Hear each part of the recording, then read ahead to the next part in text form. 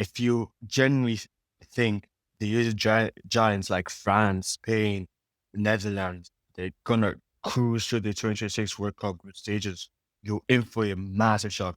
As the most recent international friendly window just wrapped up, and it didn't give us any hits. It gives us a reality check of these teams in the World Cup. Some of the biggest tournament favorite look completely broken down.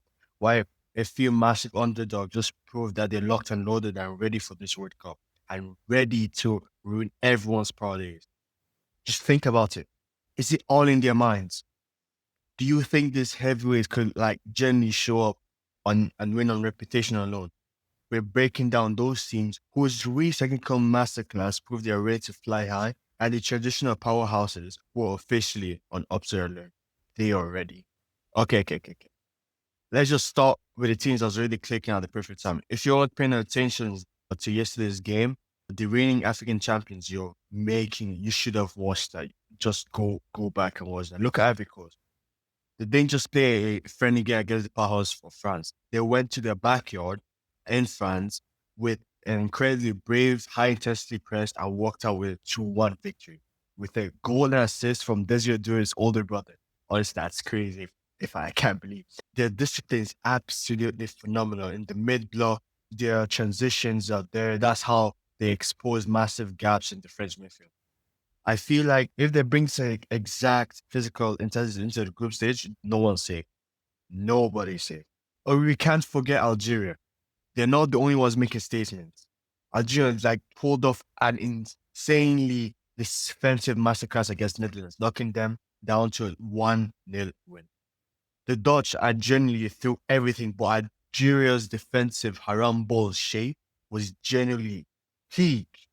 I've I've never seen anything like that. The coordination is flawless. The ability to absorb pressure and instantly hit on counter is gonna make them living nightmare to play against in Group J. Like those are like the you should be watching their game. They're not just there to participate. They're there to genuinely frustrate elite teams. Okay. Let's now talk about red flags. In the friendly matches, yeah, friendly matches are for experimenting. Yeah, I know. But like there's a lot of technical flaws that are like simply too big to ignore. For example, Spain, look at them. They barely salvaged a 1-1 draw against Iraq.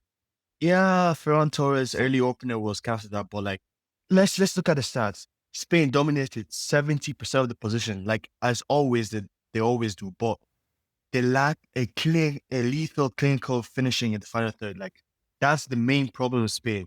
They will probably give you 700 passes, 800 passes, but like they lack a full striker. They lack a lethal striker in the final third.